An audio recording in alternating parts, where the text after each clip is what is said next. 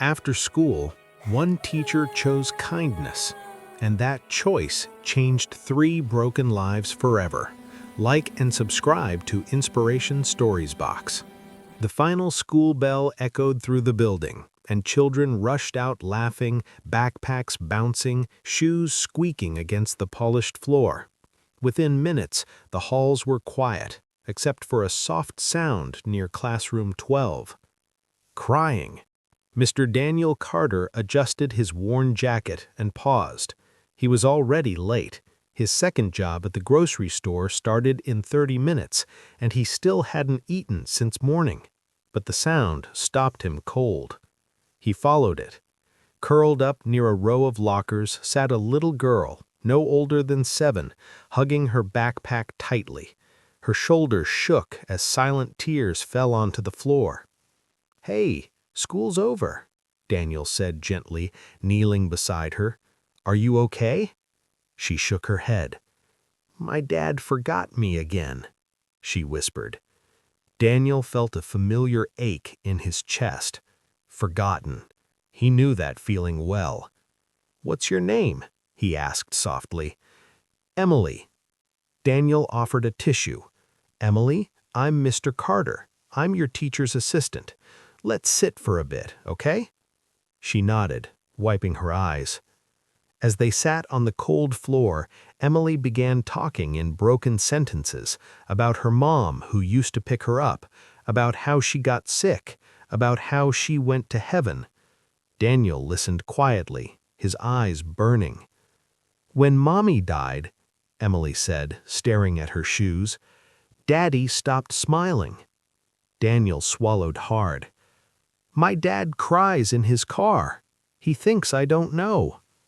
Daniel felt tears threaten his own eyes. He didn't rush her. He didn't interrupt. He simply stayed. Minutes turned into nearly an hour. Finally, the sound of hurried footsteps echoed down the hall. "Emily!" A tall man in an expensive coat ran toward them, panic written all over his face. His phone was still in his hand.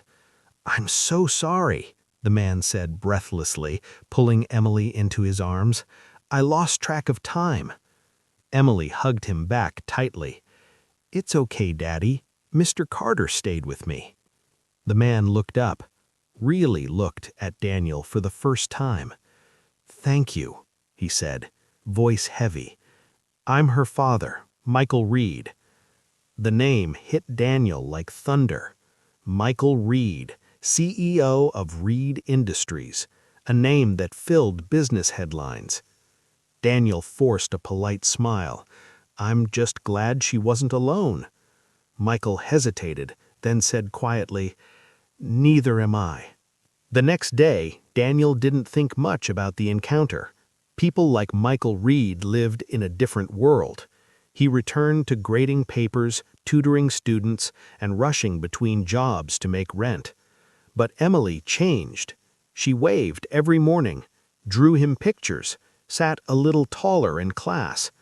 One afternoon, the principal called Daniel into her office. His heart sank. "Mr. Carter," she said carefully, "we received a request from Mr. Michael Reed." Daniel stiffened. The principal smiled. "He'd like to meet you."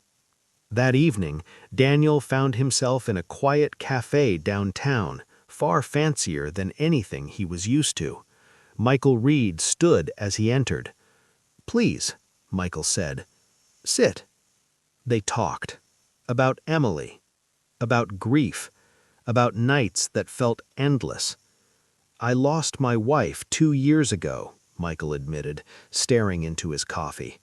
"I buried myself in work. I thought providing was enough." He looked up, eyes wet. "But yesterday, I realized my daughter needed something money couldn't buy." He paused. "She needed someone who stayed." Daniel didn't know what to say. "I watched the security footage," Michael continued. "You sat with her for 47 minutes. You missed your bus. You missed your shift." Daniel shrugged. "She needed me." Michael nodded slowly. "So did I." Weeks passed. Michael began showing up earlier, talking to Emily, laughing again, quietly, awkwardly, but honestly. One afternoon, Michael called Daniel again. "I want to offer you something, a better position, funding for your teaching degree, a chance." Daniel stared at him, stunned.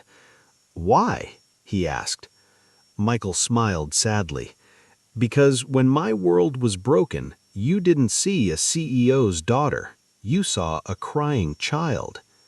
Daniel accepted, not because of the money, but because kindness had finally come full circle.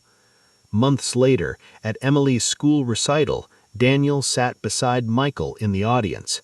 When Emily spotted them, she smiled brighter than the stage lights. 3 broken hearts, 1 small act of kindness, and a future rewritten. If this story touched your heart, like and subscribe to Inspiration Stories Box for more emotional stories.